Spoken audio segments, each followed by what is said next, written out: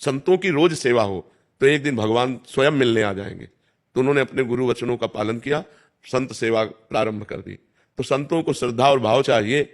तो अब जहां किसी संत की सेवा होती तो वो संतों से कहता यार कभी उधर जाना तो हरिपाल जी के यहां जरूर जाना, बहुत सुंदर संत सेवा करते हैं, बड़े सुंदर भगत हैं वो।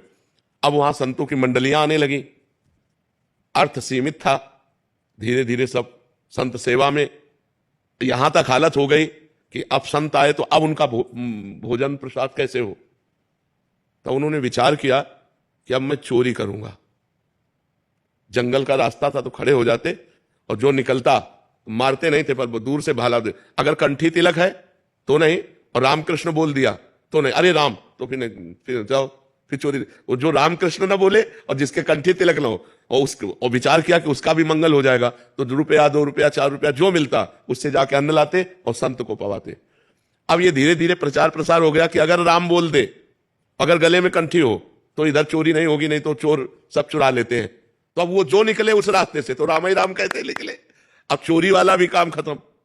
अब संत वहां तो एक दिन वो बहुत अंदर से विचार किए कि क्या करूं। गांव के बाहर बैठे, अब जो निकले वहां से राम राम राम, क्योंकि पता है इस गली में चोर लगते। तो अब वो बैठे विचार, अगर आज मुझे कुछ ना मिला, हमारे संत भगवान भूखे चले जाएंगे तो हमारा वर्षों का नियम टूट जाएगा। भगवान का चिंतन कर रहे थे। द्वारिकाधीश भगवान सजने लगे, ये हार, ये करधनी, ये बाजूबंद, सब स्वर्ण आभूषण। रुक्मिणी जी ने कहा प्रभु आज कहीं जा रहे हो क्या? बोले एक विचित्र भक्त है उसके दर्शन देने जा रहे हैं। तो कहा प्रभु हम भी चलेंगे आपको? बोले जरूर चलो, पर पूरा श्रृंगार कर लो। रुक्मिणी जी ने भी पूरा श्रृंगार किया, भक्तमाल जी में चरित्र है, पूरा श्रृंगार किया रुक्मिणी जी ने भी। पर कहा देखो नाराज मत होना, हमारा भक्त विचित्र है और कोई भागवतिक चिन्ह नहीं, कोई तिलक नहीं, कोई कंठी नहीं, और परस्पर व्यापार की चर्चा करनी है। रुक्मिणी जी ने कहा ऐसा कौन भक्त की भगवान की चर्चा नहीं कर ली, न कंठी तिलक नहीं, कोई भागवतिक चिन्ह नहीं, बस सांसारिक वार्ता करनी। जो ही झनन भनन करके भगवान प्रकट हुए रुक्मिणी जी के।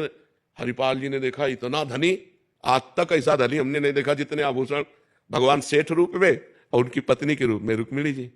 हरिपाल जी खड़े हो गए तो भगवान नजदीक गए और 2 सरफियां दी। कहा हम सुनते हैं इस जंगल में चोर लगता है, आप हमको पार कर दोगे? अरे बोले भाग्य खुल गए, हम तो पारी कर देंगे। तो उन्होंने सोचा ये तो बहुत अच्छा हुआ, 2 सरफी पहले मिल गई और सारे आभूषण रास्ते में उतरवा लेंगे इनसे।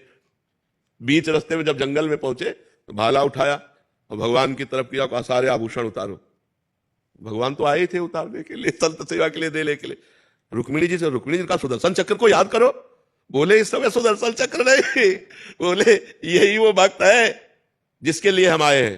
बोले प्रभु भक्त कैसा? बोले पहले सब उतार दो। उतार, अब अंगूठी नहीं उतारे तो उनका उतारो अंगूठी, इससे 5 संतों का भोजन होगा। तो भगवान ने कहा समझती हो, अपना सर्वस्व संतों को लुटा करके, और जो धर्म विमुख जन है उनका धन लेकर संतों की सेवा में लगाते थे। तो अब जब ये बातें होने लगी तो हरिपाल जी चौंक गए। तो उनका तुम चिंता मत करो, तुम जिसको इष्ट मानते हो वही मैं तुम्हारा इष्ट हूं। भगवान ने अपने स्वरूप का साक्षात्कार कराया और कहा यह आभूषण ले जाओ, कुल परंपरागत लक्ष्मी बढ़ती रहेगी, अब घटेगी।